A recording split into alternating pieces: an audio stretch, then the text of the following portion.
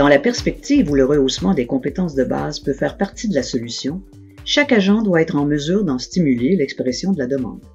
Pour ce faire, il doit s'approprier un minimum d'informations sur les compétences de base. Bonjour, bienvenue à cette première vidéo sur le démarchage en formation de base en entreprise. J'interviens seulement pour souligner les éléments importants à retenir et pour alimenter votre réflexion. Un petit rappel, la formation de base, c'est l'affaire de chacun des agents du service aux entreprises. Ne l'oubliez pas. Avant tout, que sont les compétences de base? Les compétences de base sont la littératie, la numératie et la littératie numérique. Essentiellement, la littératie est la capacité de rechercher l'information, la comprendre et l'utiliser dans la réalisation d'une tâche. La capacité de communiquer clairement une idée, une information par écrit à un destinataire par quel que soit le moyen. La littératie se manifeste avec différents types de documents, que ce soit en version papier, soit en version numérique. Par ailleurs, la numératie est la capacité de calculer, mesurer, estimer et interpréter des quantités pour réaliser diverses tâches. La littératie numérique est la capacité d'utiliser efficacement des outils technologiques. Cette compétence est étroitement liée à la littératie et à la numératie. Les compétences de base sont le socle de toute compétence professionnelle et technique. Lire, écrire, calculer sont fondamentales dans toutes les sphères de vie d'un individu. C'est ce qui permet de prendre des décisions, d'être critique, de résoudre des problèmes, de travailler en équipe, d'utiliser les outils numériques.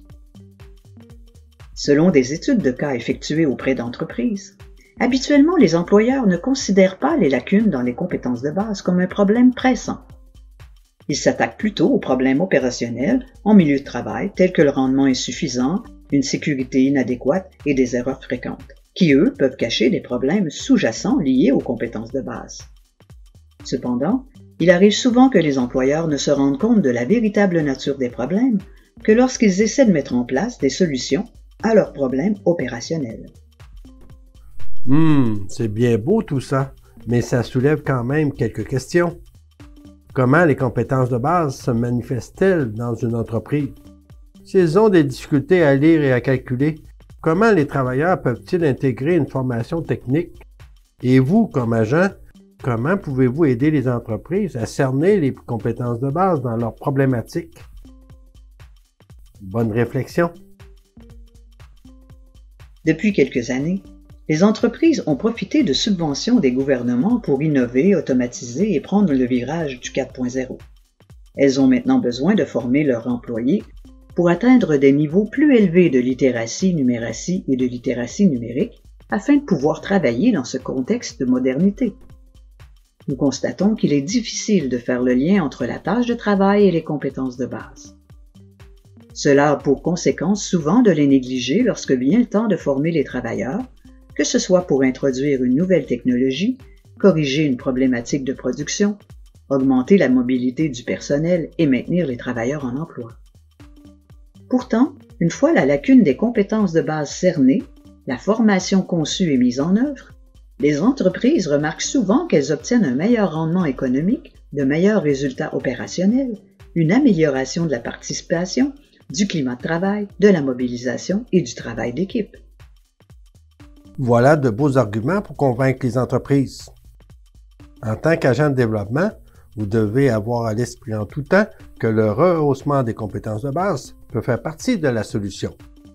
Vous seriez sûrement gagnant d'en tenir compte lors de vos analyses de besoins.